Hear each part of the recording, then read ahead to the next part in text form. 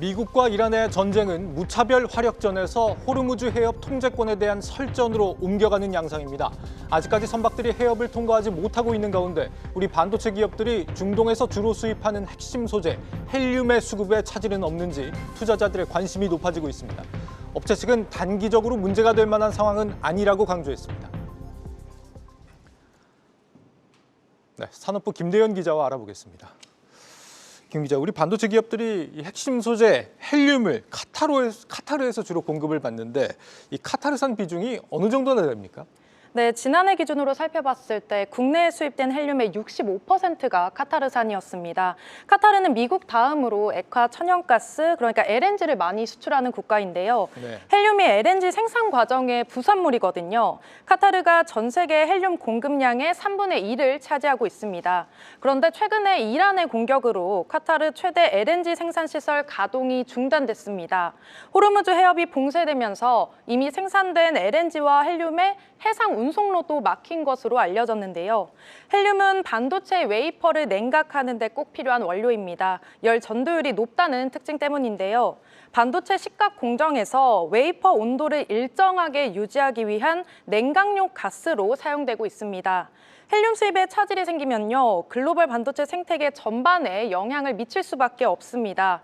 정부도 헬륨 같은 중동 의존도가 높은 14개 품목을 중심으로 수급 상황 점검에 나섰습니다. 이 대안으로 헬륨 재활용 시스템이 이미 도입이 됐거나 또 검토되고 있다고요? 맞습니다. 지금 업계에서는 헬륨을 다시 쓰는 방안을 추진하고 있는데요. 현재 헬륨이 대체 불가한 자원으로 평가받고 있습니다. 미국과 카타르 같은 일부 국가에만 생산 시설이 집중돼 있고요. 우리나라도 전량 수입하고 있습니다. 전쟁 같은 돌발 변수에 공급망이 흔들릴 수밖에 없는 구조인데요.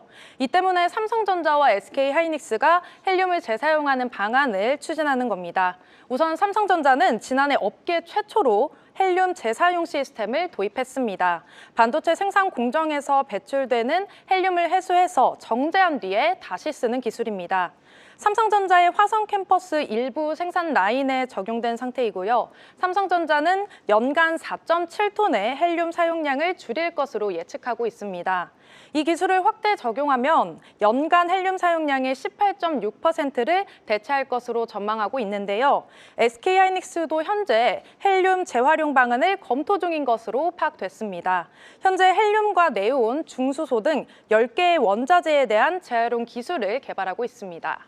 네, 재활용만으로 될 문제였으면 애초에 수입을 안 했을 거 아니겠습니까? 수급에 정말 문제가 없다고 하나요? 어때요? 네, 삼성전자와 SK하이닉스 모두 일단은 일정 수준의 재고를 확보했다는 입장입니다. 예. 당장 반도체 생산에는 타격은 없을 것으로 보이는데요. 전체 업황이나 실적에 미치는 영향도 제한될 것으로 보입니다. 도널드 트럼프 미국 대통령이 간밤에 전쟁이 마무리 수순이라고 이제 말했잖아요. 네. 하지만 카타르에만 의존하면 중동 전세가 흔들릴 때마다 수급 불안이 반복될 수가 있습니다.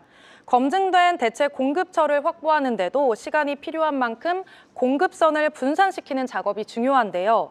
업계 관계자와 이야기를 해봤는데 재고를 일정량 확보를 했고 공급처를 다변화하고 있다며 가까운 시일 내 문제가 될 만한 상황은 아니라고 설명했습니다.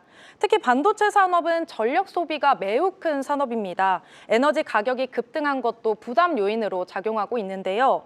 반도체 공장은 클린룸과 냉각 설비가 24시간 가동되기 때문입니다. 삼성과 SK 모두 에너지와 원자재 가격이 오르면 부담이 커질 수 있어서 상황을 예의주시하고 있습니다. 네, 당장 문제가 될 상황은 아니다. 그래도 관계자 말을 직접 들으니 한결 안심이 됩니다. 김대현 기자였습니다.